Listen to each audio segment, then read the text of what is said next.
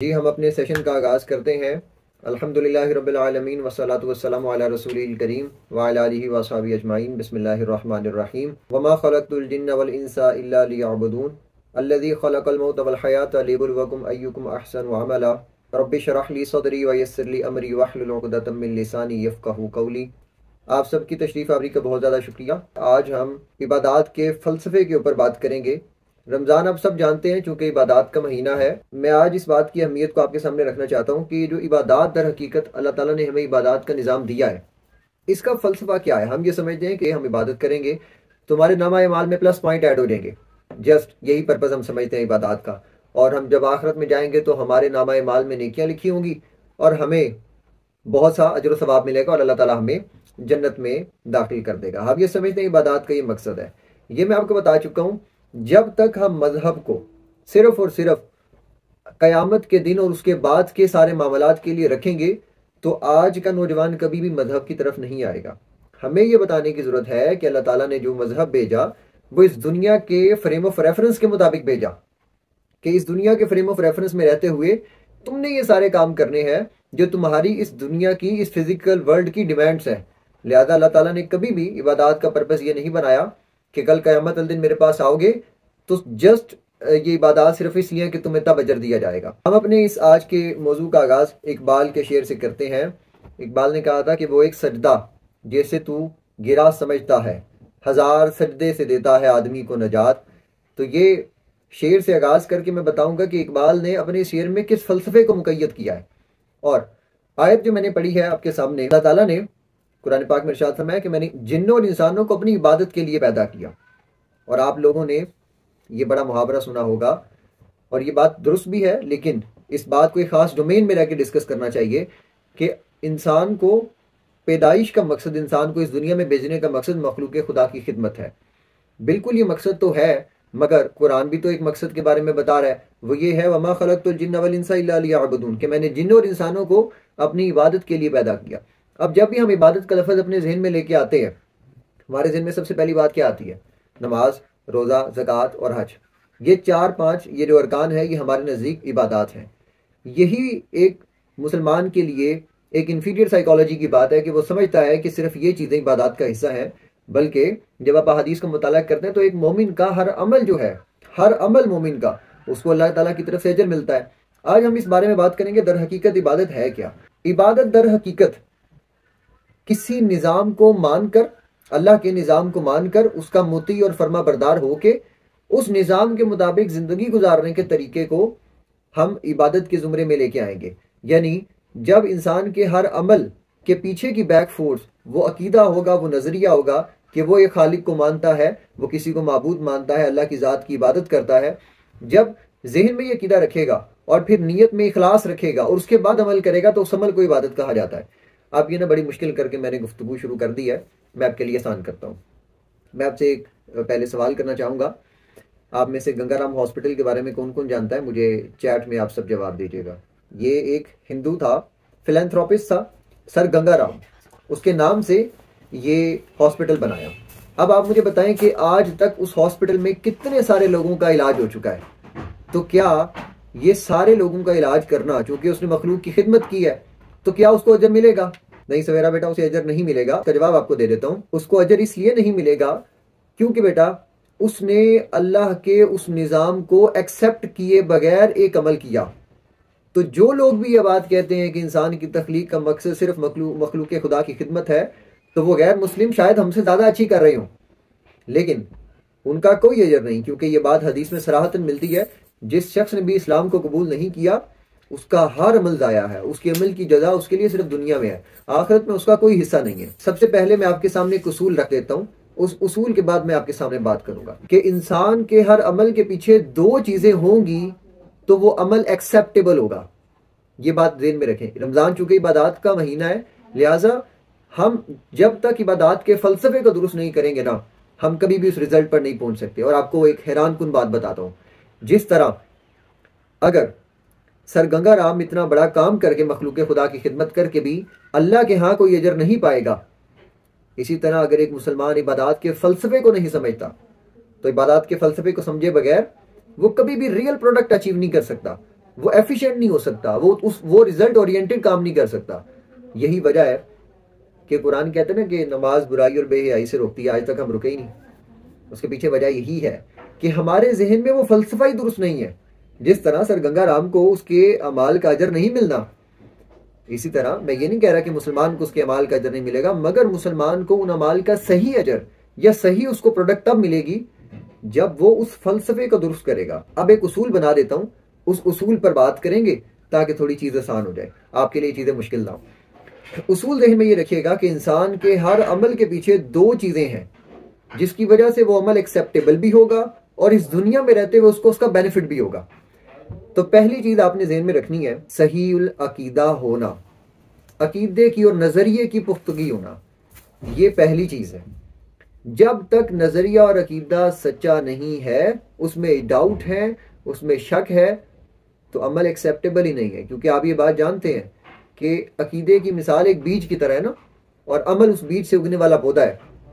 तो क्योंकि सर गंगा राम का अकीदा ही नहीं था कि अल्लाह एक है, उसकी पेशानी बुतों के आगे झुकती थी जो उसने खुद से बनाए होते थे, लिहाजा वो कभी भी वो अमल जो मखलूक खुदा की इतनी बड़ी खिदमत है कि आज तक लोग उस हॉस्पिटल में इलाज करा रहे हैं लेकिन उसको कोई रिजल्ट नहीं मिलेगा, इसलिए कि अमल की बुनियाद पहली अकीदे के ऊपर है। उसूल की पहली बात मैंने साबित कर दी। दूसरी बात है खलूस नीयत होना। अब खलूस नीयत की भी मिसाल आपको दे देता हूं। आप घर में खिड़की खोलते हैं सिर्फ ऐसे ही कि घर में हवा आ रही है, दैट्स ओके। लेकिन अगर आपकी नीयत ये शामिल हो जाए कि अजान की आवाज घर में आएगी, तो अब वही अमल है लेकिन नीयत के बदलने से उस अमल का रिजल्ट या उसकी आउटपुट बदल गई। तो दो बातें हैं। पहली बात यह कि इंसान का नजरिया, उसका आइडियोलॉजी मजबूत हो। जब तक आइडियोलॉजी स्ट्रॉन्ग नहीं होगी तब तक अमल एक्सेप्टेबल नहीं होगा, अमल तो एक्सेप्ट होगा ही नहीं। दूसरी बात, अगर नीयत में खुलूस नहीं है तो अमल कर तो लिया, क़यामत वाले दिन अजर मिल जाएगा, लेकिन दुनिया में रहते हुए इफेक्ट तब मिलेगा जब आप उसको एक खलूस नीयत के साथ करेंगे। दैट्स द रीजन कि नमाज पढ़ते हैं लेकिन बुराई और बेहयाई से नहीं बचे। रोजा रखते हैं, अल्लाह ने कहा था रोजे की मेन चीज रोजा रखने वाले में लाजमी पाई जाएगी और वो तकवा है, और हम पूरा महीना तकवा अचीव ही नहीं कर पाते। पूरा महीना जैसे ही खत्म होता है तो हम चांद रात पे क्या करते हैं, वो पूरे महीने का तकवा इतना ही अचीव किया हुआ था कि वो ज़ाया हो गया। दैट्स मीन हमने कुछ तकवा नहीं अचीव किया, हमने कुछ और अचीव किया है। और वो क्या है, बस हमने भूख और प्यास काटी है, हमने और बाकी कोई काम नहीं किया। दो उसूल साबित हो गए, ठीक है। पहली बात ये कि आपने इंसान के नज़रिए की मजबूती बड़ी ज़रूरी, और यकीन रखें मैंने नज़रिए की मजबूती के लिए ये वाला मौजू का इंतखाब किया कि जब इबादत का फ़लसफ़ा दुरुस्त हो जाएगा ना, तो इबादत का जो प्रोडक्ट अल्लाह ने रखी है वो मिलना शुरू हो जाएगी। यानी मैं आपको सीधी बात कहता हूँ कि नमाज का प्रोडक्ट अल्लाह ने जो बता दिया वो ये बताया कि इंसान, इसका रिजल्ट ये कि इन्ना सलाता तन्हा अनिल फ़हशाई वल मुनकर, बेशक नमाज और बुराई और बेहयाई से रोकती है। जब बुराई और बेहयाई से बच गए, दैट्स मीन कि नमाज का जो रिजल्ट इस दुनिया में मिलना था वो मिल गया। अब आप अल्लाह से कनेक्ट हो सकेंगे। रोजे का रिजल्ट ये था तकवा, अगर तकवा अचीव हो गया दैट्स मीन के रोज़ों का जो पर्पस था वो आपको मिल गया। और याद रखिए मेरी बात, जब इन रिजल्ट्स को हम हासिल करेंगे तब ही दर हकीकत हम अपनी इबादत और अपने अमाल में सच्चे हैं। अब ये सारी बात करने का एक मकसद था, वो मकसद ये था कि जब तक नीयत का इखलास नहीं आएगा हम में, और जब तक नज़रिया और आइडियोलॉजी और जहन में जो फ़लसफ़ा बना है इबादत का वो मजबूत नहीं होगा तो काम नहीं बनेगा। अब सारी बात है फ़लसफ़े की मजबूती के ऊपर। अब आगे एक बड़े अहम हिस्से की तरफ मैं जाने लगा हूँ। गुफ्तगू का ये हिस्सा इतना अहम है कि जब आप ये समझ जाएंगे तो आपके जहन में हर एक एक चीज़ क्लियर होना शुरू हो जाएगी। शायद थोड़ी मुश्किल डिस्कशन आज शुरू कर ली है। आपके जितने भी सवाल हैं ये हम क्वेश्चन आंसर सेशन में रखेंगे। मैं कोशिश करूंगा कमेंट्स ऊपर से रीड करना शुरू करूं। अल्लाह ताला ने ना हमें एक मकसद बता दिया, वो मैंने आपके सामने कुरान की आयत पढ़ दी। सूरह मुल्क में भी अल्लाह ताला ने इरशाद फरमाया, जिंदगी और मौत को इसलिए खल्क किया गया लियबलुवकुम, ताकि तुम्हारी आजमाइश की जा सके। अय्युकुम अहसनु अमला, तुम में से किसका अमल ज्यादा अच्छा है। अल्लाह ताला ने हमें इस दुनिया में भेजा कि दो चीजों के साथ, एक चीज इंसान की रूह जो अल्लाह की तरफ से आई, जो अल्लाह से यौम अलस्त का वादा करके आई, और दूसरी चीज वो फिजिकल बॉडी है। यानी आप ये समझें कि इस दुनिया में इंसान की वो रूहें जिन्होंने अल्लाह से ये अहद किया था, अलस्तु बिरब्बिकुम कालू बला, सब ने कहा था कि अल्लाह तू ही हमारा रब है, और सब ने अल्लाह के निज़ाम यानी इस्लाम पर एक्सेप्ट किया था सबने कि यही हमारा मजहब, यही दीन है और यही अल्लाह का निज़ाम है। जब ये एक्सेप्ट कर लिया, इसके बाद अल्लाह ताला ने हमें इस फिजिकल बॉडी के साथ, इस फिजिकल माइंड के साथ और इस फिजिकल वर्ल्ड के फ्रेम ऑफ रेफरेंस में भेज दिया। अब जब भेजा तो कमाल की बात यह हुई कि इस फिजिकल बॉडी की जितनी भी डिमांड्स हैं, दर हकीकत ये नफसानी ख्वाहिशात है इंसान की, जिससे इंसान अपने इस फिजिकल बॉडी को जिंदा रखता है। ये बात ज़हन में रखें। अब हदीस के मुताबिक ये दुनिया इंसान के नफ्स की पसंदीदा चीज़ों से आरास्ता कर दी है। यानी अल्लाह ताला ने इस दुनिया को बनाया इस तरह है कि नेचुरल टेंडेंसी होगी कि इंसान का बुराई की तरफ रुझान होगा, मैं आपको मिसाल दे देता हूँ। नेचुरली तौर पे जितनी चीज़ें कुरान और हदीस में मना है, इंसान की बुनियादी नफ्सियात उन्हीं चीज़ों की तरफ अट्रैक्ट होती है, जैसे गाना सुनना। तो ये इंसान के लिए इटसेल्फ उसके नफ्स की पसंदीदा चीज़ है।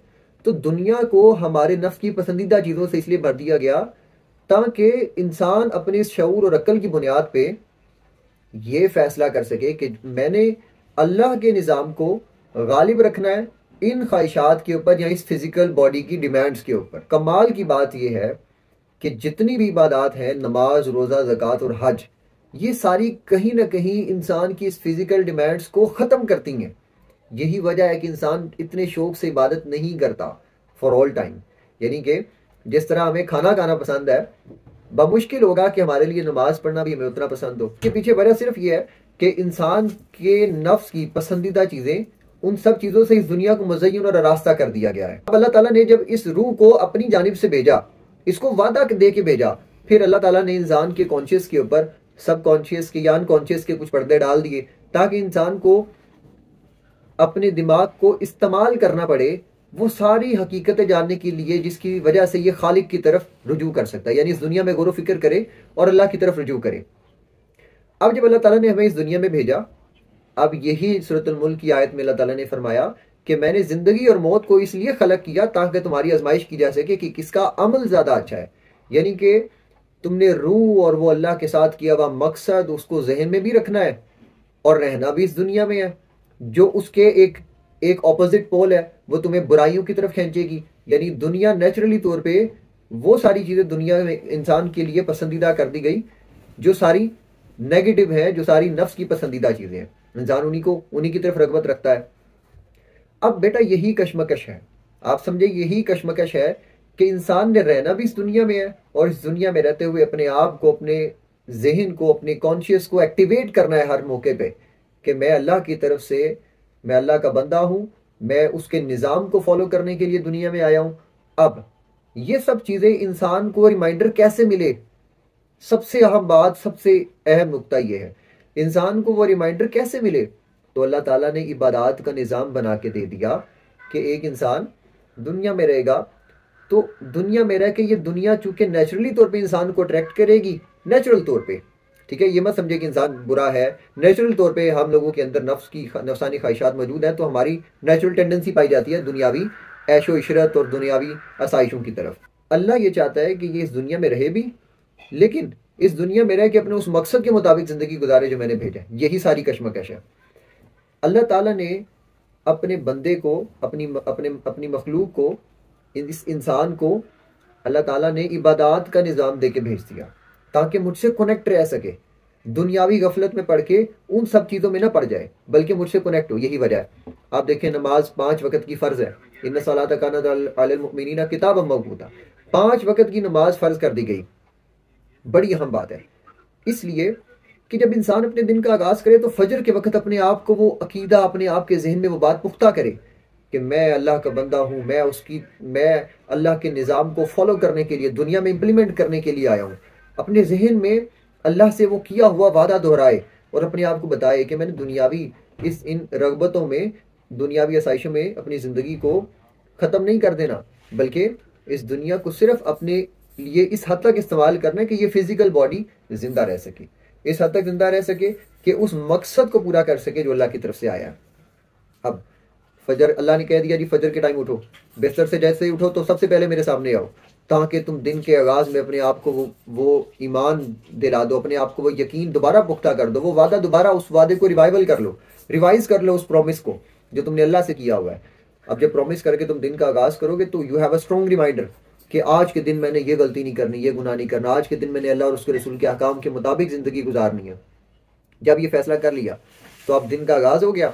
अब तुम दुनियावी जो आपकी फ़िज़िकल वर्ल्ड की डोमेन्स है उसमें जाओ। अगर तुम पढ़ते हो, कॉलेज जाओगे, यूनिवर्सिटी जाओगे, अगर कमाते हो तो इसी दुनिया में जाना है जिस दुनिया में नेचुरल तौर पे वो चीज़ें हैं जो इंसान को अट्रैक्ट करेंगी। जब अट्रैक्ट करेंगी तो इंसान गाफिल होगा, अपने उस मकसद को भूल जाएगा। अल्लाह ने कहा फिर जी ज़ोहर की नमाज के वक्त दोबारा मेरे पास आ जा, दोबारा मेरे साथ उस मकसद को रिवाइवल कर, दोबारा अपने आप को बता कि हाँ फजर के बाद ये गलतियाँ की और अब नहीं करनी, क्योंकि मैं अल्लाह की तरफ अल्लाह का बंदा हूँ और मैंने अल्लाह के निज़ाम के मुताबिक, दीन के मुताबिक, अहकाम के मुताबिक ज़िंदगी गुजारनी है। फिर इसी तरह असर, मगरिब और फिर इशा कि अब तूने रात को सोना भी है तो पहले मेरे पास आ, दोबारा से अपनी रूह को मुझसे कनेक्ट कर, अपनी गलतियों की माफ़ी मांग और सो जा। और इस तरह से ये तेरे ऊपर, ये तेरी बेसिक रूटीन का हिस्सा है। अब आप समझें उस बात को कि किस तरह से इबादत का निज़ाम इंसान की इस फिजिकल वर्ल्ड की एग्जिस्टेंस के लिए ज़रूरी है कि जब तक वो अपनी रूह को अल्लाह से कनेक्ट नहीं करेगा वो तो दुनिया का होकर रह जाएगा। और दुनिया इटसेल्फ इंसान के लिए, मैं बता चुका हूँ, उन चीज़ों से बनी है, वो चीज़ें इसका मरकज़ और महवर है जो इटसेल्फ इंसान के लिए अच्छी नहीं है मगर इंसान को अट्रैक्ट करती हैं। जितनी भी चीज़ें हैं, जैसे इंसान दुनिया की जितनी भी ऐशो इशरत है, जितनी भी आराम व आसाइश है, ये सब इंसान को लेथार्जिक, ज़हनी तौर पे डिप्रेस्ड और मायूस बना देती हैं। तो अल्लाह ताला ने इन सब चीज़ों से निकालने के लिए इबादत का निज़ाम दिया। नमाज की बात कर लें या रोज़े की, तो रोज़ा भी क्या करता है? रोज़ा भी इंसान की इस फिजिकल बॉडी की डिमांड जो खाना है उसको ख़त्म करता है, ताकि जब ये इंसान अपने उस फिजिकल बॉडी की अपनी नफसानी ख्वाहिश है कि वो खाना खाए और अपने आप को लुत्फ़अंदोज़ करे मुख्तलिफ़ किस्म के खानों से, इस ख्वाहिश को वो कट ऑफ करे। जब कट ऑफ करेगा तो फिर इसकी रूह जो है वो मुझसे कनेक्ट होगी, वो प्योरीफाई होगी। जब प्योरीफाई होगी तो रूह की प्योरीफिकेशन को सादा लफ्ज़ों में आपकी ज़ुबान में आसान करके बताता हूँ। उसका रूह की प्योरीफिकेशन का मतलब है कि आप ज़हनी तौर पे मजबूत होंगे, आप स्ट्रेस का शिकार नहीं होंगे, आप अपने आप को मोटिवेटेड रख सकेंगे, इंस्पायर्ड रख सकेंगे, आप अपने आप के अंदर विल पावर का बूस्ट लेके आ सकेंगे। और अब समझे इकबाल के शेर का मतलब कि इतना बड़ा फलसफी था इकबाल कि ये एक सजदा जिसे तू गिरा समझता है, हजार सजदों से देता है आदमी को निजात। इकबाल ने वो एक सजदा पता कौन सा कहा था, जो मैंने अभी आपके सामने सारी तमहीद बांधी है, सारा लेक्चर रखा है कि जब इबादत के फलसफे को समझ कर इंसान झुकेगा। अब आप इस सारे फलसफे को जो आज मैं बता चुका हूँ आपके सामने, जब इसको जहन में रख के आप अल्लाह के सामने सर बसजूद होंगे तो आप बताएं ना, आपके जहन में कितनी चीज़ें खुल के आ जाएंगी कि अच्छा तो मैं इस वक्त सजदे में तजदीदी अहद कर रहा हूँ अल्लाह की ज़ात से कि हाँ मैं मानता हूँ मैं तेरा बंदा हूँ और मैं तेरी इबादत के लिए आया, मैं तेरे मकसद को इम्प्लीमेंट करने के लिए दुनिया में आया। जब ये रिवाइवल इंसान अपने आप को देगा तो आप खुद सोचें कि हमारी वो नमाजें जो सिर्फ़ और सिर्फ सुबहान अल्लाह से शुरू होती हैं और सलाम फेरने के बाद याद आता है अच्छा जी मैंने नमाज पढ़ी है, बस जी सलाम फेरने के बाद एक एहसास है कि हाँ जी सलाम फिर गया तो नमाज मुकम्मल होगी तो मैं पढ़ चुका हूँ, बस ये एक एहसास है हमें। तो ये सिर्फ एहसास नहीं रहेगा। अब आप समझें कि हम खोखली नमाजों के साथ ये समझते थे कि हम खालिस मोमिन बन रहे हैं अगर 5 वक़्त की पढ़ते हैं। जिस तरह की 5 वक़्त की हम पढ़ रहे हैं ये हमें फ़ायदा नहीं देने वाली। तो मैं ये समझता था कि सबसे पहले इबादत के फ़लसफ़े को दुरुस्त किया जाएगा तो काम बन जाएगा, बात आसान हो जाएगी। और आप जितनी भी इबादत करेंगे उस फ़लसफ़े को ज़हन में रख के करेंगे तो इबादत अपना प्रोडक्ट भी देंगी आपको। फिर आप जब इस फ़लसफ़े के साथ नमाज़ पढ़ेंगे तो फिर आपको नमाज बुराई और बेहयाई से भी रोकेगी। रोज़ा आपको तकवा और विल पावर का बूस्ट भी देगा। अब इस बारे में आपके सवाल लेते हैं क्योंकि हमारी मीटिंग का टाइम भी 40 मिनट्स का होता है, इसके बाद हम नहीं कर सकते जी। अब मैं आप लोगों के सवाल की तरफ आ रहा हूँ। नूर हरम का सवाल है, रमज़ान मुबारक तो आ गया लेकिन शैतान जो काम करवाता है वो दूर नहीं हुए क्योंकि नफ्स की पैरवी में लगे हैं। हमारा नफ्स कसूरवार है, शैतान तभी कामयाब होता है जब हम इसको खुद मौका देते हैं। बड़े बुजुर्ग का कौल है कि नफ्स बादशाह है, शैतान उसका वजीर है और दुनिया इन दोनों की माँ है जो इनकी परवरिश करती है। ये बड़ा हम कौल है। नफ्स बादशाह है, शैतान उसका वजीर है और दुनिया इन दोनों की माँ है जो इनकी परवरिश करती है। तो मैं बता चुका हूँ कि दुनिया इटसेल्फ इंसान की नफ्स की पसंदीदा चीज़ों से भर दी गई है। और हदीस का दूसरा मफहूम ये है कि जन्नत मुशक्क़त वाले कामों से भर दी गई है, जिसमें रास्ते में मुश्किलात हैं, कांटे हैं, और इंसान को मुशक्क़त होती है वो काम करते हुए, क्योंकि वो इंसान के कंफर्ट जोन को ब्रेक करती हैं सारी चीज़ें। तो बिल्कुल ऐसे ही है, रमज़ान में जितने भी गुनाह होते हैं वो इंसान के उन आदात की वजह से हैं जो वो बहुत देर पहले से अडॉप्ट कर चुका है। ये अगला सवाल है कि हम खुलूस नीयत और अकीदे के लिए क्या करें। खुलूस नीयत के लिए फ़लसफ़े का दुरुस्त होना ज़रूरी था, और फ़लसफ़ा मैं आपको बता चुका हूँ कि जब ये फ़लसफ़ा दुरुस्त कर लिया जाएगा इबादत का, तो इटसेल्फ नीयत में इखलास आ जाएगा कि जब इंसान के ज़हन में पूरी डोमेन ही ओपन हो गई कि मैं आया क्यों हूँ, मैं अल्लाह की बंदगी कर क्यों रहा हूँ, जब ये डोमेन ही क्लियर होगी तो अब तो वो बड़ा सोच समझ के करेगा। तो याद रखें कि मुसलमान की बेसिक डेफिनेशन में ये बात भी शामिल करें कि वो लगी लिपटी बात पे नहीं रहता, बल्कि उसके एक एक जुमले के पीछे पूरी पूरी एक डोमेन होती है नफ्सियात की, फ़लसफ़े की। यामना खलील का सवाल है, सर हम अकीदा पक्का कैसे करें। अकीदा दर हकीकत ईकान करना है, अल्लाह की ज़ात पर यकीन करना है, और यकीन इंसान को मुशाहिदे के ज़रिए हासिल होता है। मैं आपको कितनी दफ़ा कह चुका हूँ, आप सब बच्चे माशाल्लाह पढ़े लिखे हैं, आप पढ़ते हैं। मैं ये कहता हूँ कि जब आप बायोलॉजी पढ़ते हैं, आप अगर हार्ट के स्ट्रक्चर पे बात करते हैं और आप हार्ट के बारे में जानते हैं, तो आपकी बेसिक जो लॉजिकल रीजनिंग है वो आपको क्यों नहीं ये बात समझाती, या आपको पढ़ाने वाले उस्ताद क्यों आपको कनेक्ट नहीं करते कि इतने खूबसूरत पैटर्न के साथ एक इंसान का दिल काम कर रहा है, तो इसको बनाने वाली कोई ज़ात है। जब इंसान अपने आप को उस चीज़ से कनेक्ट करता है, और जब आज के असरी उलूम को इंसान कुरान के उलूम से कनेक्ट करेगा, और जब कुरान बताएगा कि मैंने इंसान को किस कदर खूबसूरती के साथ बनाया, जब कुरान इंसान की जो डेवलपमेंट की स्टेज है मदर वोम के अंदर वो बताता है, तो आप वो पढ़ें और फिर उसके साथ बायोलॉजी को कनेक्ट करें, तो यकीन बढ़ेगा।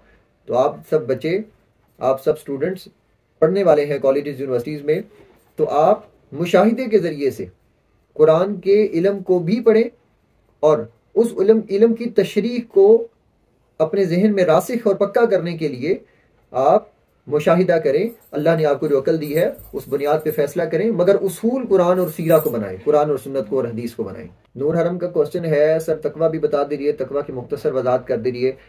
तकवा को इंग्लिश के टर्म्स में मैं विल पावर कहूँगा, और तकवा क्या है, आपके अंदर की वो पावर जो आपको अच्छाई के कामों की तरफ लेके आए और बुराई से रोके, ये तकवा है।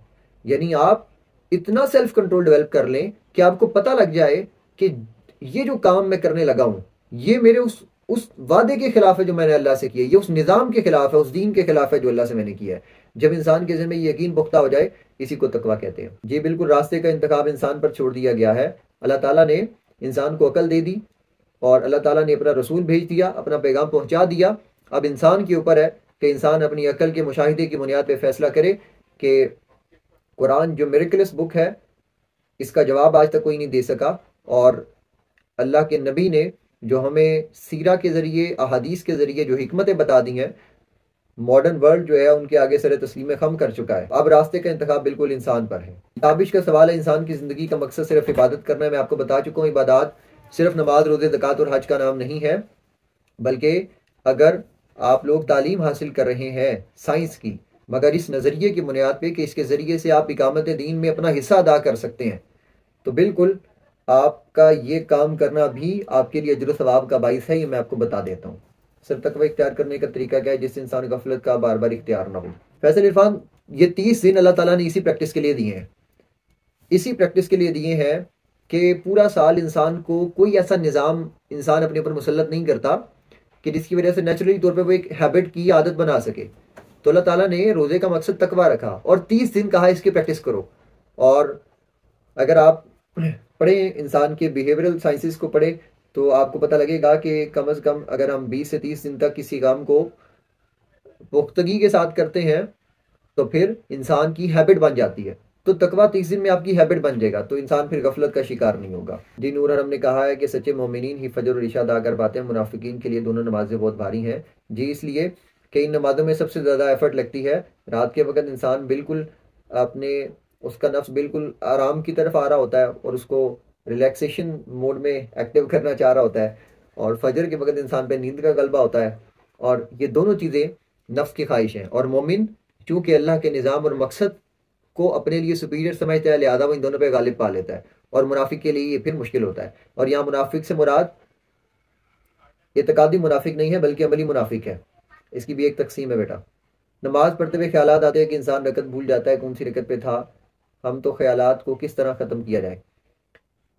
ये आप समझ लें कि ये वसवसे अगर आते हैं, नमाज भूल जाती है, इस बारे में कुछ लोग ये कहते हैं और ये बात दुरुस्त भी है कि नमाज अगर भूल जाए तो आप दोबारा पढ़ लें, दोबारा पढ़ लें। और ये भूलना जो है ये दर हकीकत वसवसा आपको इसलिए आता है क्योंकि नमाज अल्लाह की तरफ बुलाने वाला काम है और तागूत नहीं चाहेगा, नफ्स नहीं चाहेगा, शैतान नहीं चाहेगा कि आप ये काम करें, लिहाजा आप भूल जाएंगे।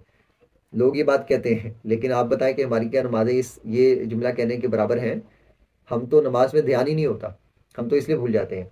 तो इसका तरीका ये है कि नमाज पढ़ने से पहले अपने आप को रिमाइंडर दें कि मैं क्या करने जा रहा हूँ, मैं किसके पास जा रहा हूँ। तो ये नहीं कि बस फ़ौरन से गए, हाथ उठाए और जहन में ख्याल कोई चला, नहीं, बल्कि आपके जहन में एक रिमाइंडर होना चाहिए कि आप क्या करने जा रहे हैं। ठीक है, नमाज पढ़ने से पहले अपने आप को बार बार बताएं कि मैं अल्लाह का बंदा हूँ, मैं अपने रब से मुलाकात करने के लिए जा रहा हूँ। अपने आप की थोड़ी सी, इसे कहते हैं कि आप अपने आप की थोड़ी सी सोच की पहले से प्रेपरेशन करें, आप थॉट प्रोसेस क्रिएट करें कि मैं क्या करने जा रहा हूँ। इसके ऊपर यानी घर से मस्जिद जाने तक के ड्यूरेशन में ये थॉट प्रोसेस चलना चाहिए हमारे दिमाग में। आज इसका सवाल है, सर मैंने काफ़ी बार नीयत को बेहतरीन बनाने की तरह की ट्राई की है, मगर शैतान गलत ख्याल डाल देता है, नीयत में इम्प्योरिटी ऐड करवा देता है, इसे कैसे महफूज रहा जाए। आप आऊज़ु बिल्लाहि मिनश शैतानिर रजीम और ला हौला वला कुव्वता इल्ला बिल्लाह ये पढ़ सकते हैं। और अपने फोकस को मेंटेन करने के लिए अगेन वही ज़रूरी है कि मैं आपको कहूँगा कि थॉट प्रोसेस क्रिएट करना सीखें अपने जहन में। किसी भी अमल को शुरू करने से पहले नीयत यही है। हम समझते हैं, ये मैं एक और चीज़ क्लियर कर दूँ, हम समझते हैं नीयत यह है कि इन्नी वजहतु वजहिया लिल्लज़ी फ़तरा समावाति, हम ये पढ़ लेते हैं। नीयत दर हकीकत इंसान के उस ख्याल की पुख्तगी का नाम है कि इंसान जो अमल करने जा रहा है उस अमल से पहले एक थॉट प्रोसेस क्रिएट करे, और हमने नीयत को कुछ और बना लिया। तो नीयत दर हकीकत इंसान को थॉट प्रोसेस क्रिएट करने का कहा जा रहा है ताकि इबादत की जर्नी को एंजॉय कर सके, इबादत की जर्नी से जो आउटपुट हासिल करनी है उसको हासिल कर सके।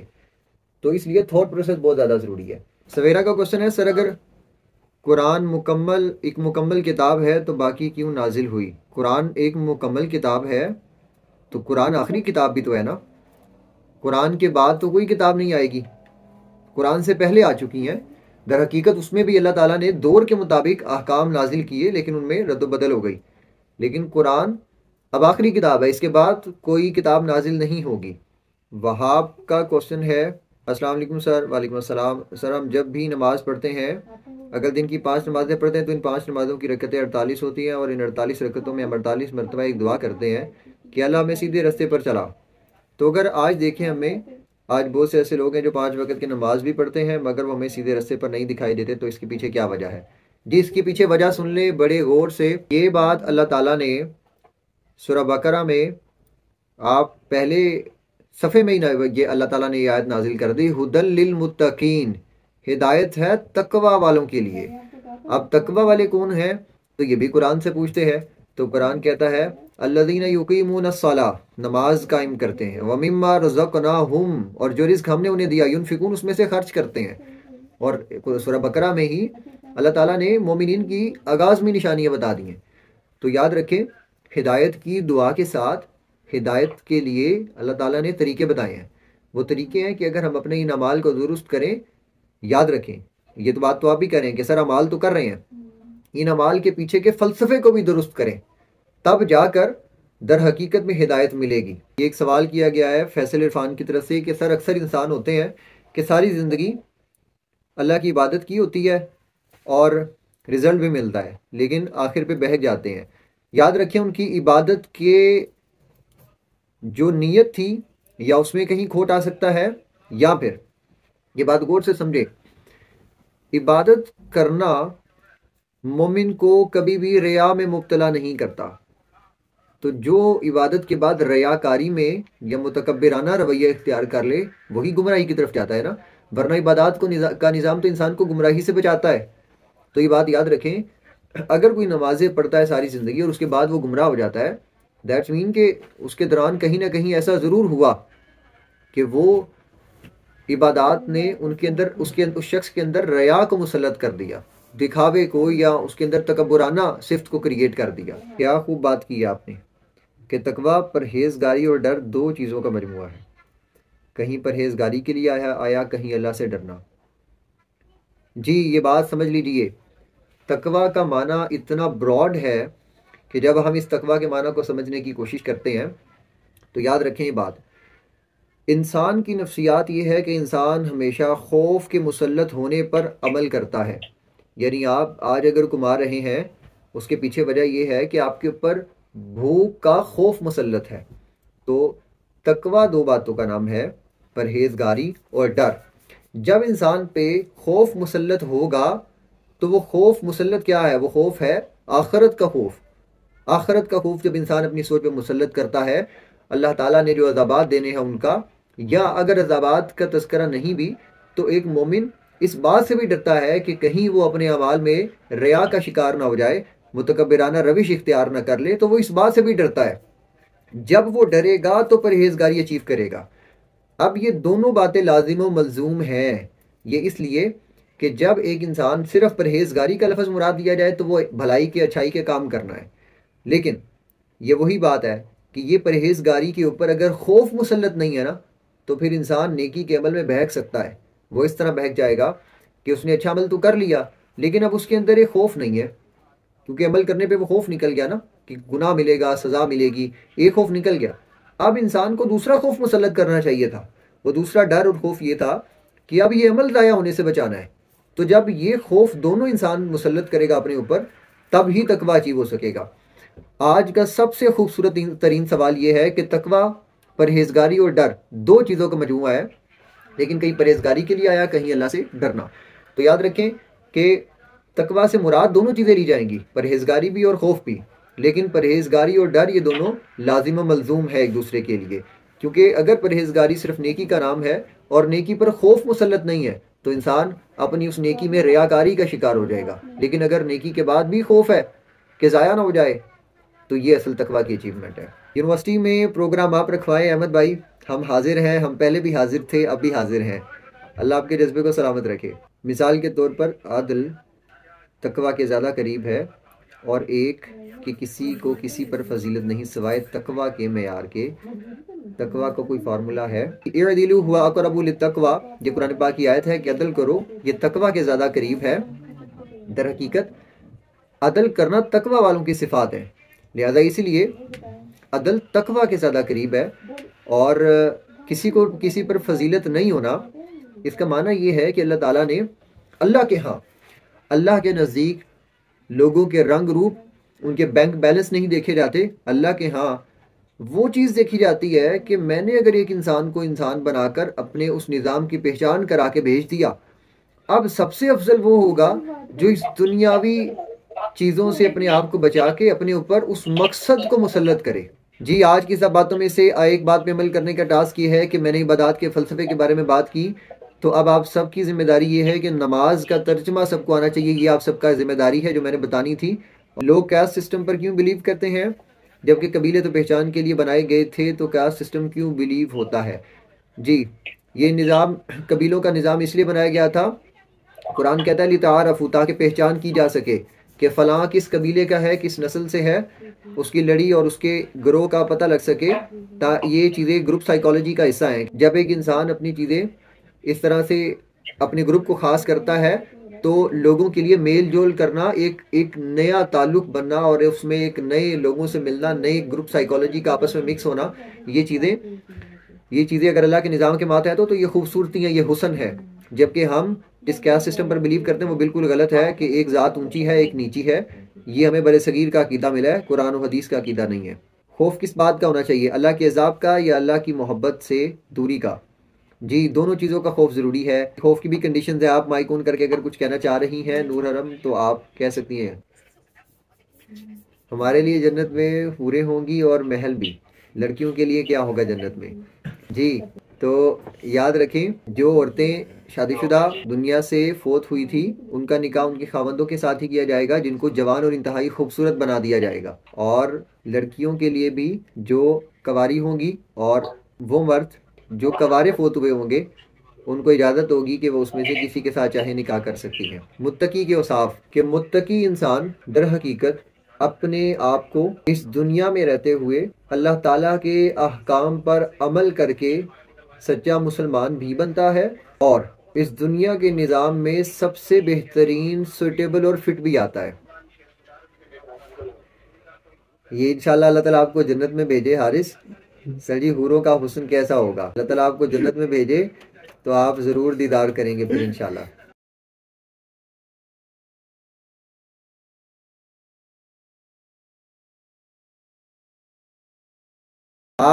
आपको मैं रिकमेंड कर देता हूँ, आप जाके मौलाना तारिक जमील साहब का बयान सुने, जिसमें उन्होंने जन्नत में हूरों की सिफात को बयान किया है, तो आपको काफ़ी तशफ़ी होगी। जी जी, इंशाल्लाह इस पे अलग सेशन रखेंगे, बिल्कुल ज़रूर रखेंगे। और आज के जी बिल्कुल सिर्फ तकवा के ऊपर रखेंगे इंशाल्लाह। रमज़ान में ये बहुत ज़रूरी है और इंशाल्लाह तकवा के ऊपर बिल्कुल एक अलग सेशन होगा जिसमें सारी डिस्कशंस होंगी। आप सबका बहुत ज़्यादा शुक्रिया। अब हम अपनी क्लास को कंपाइल करते हैं।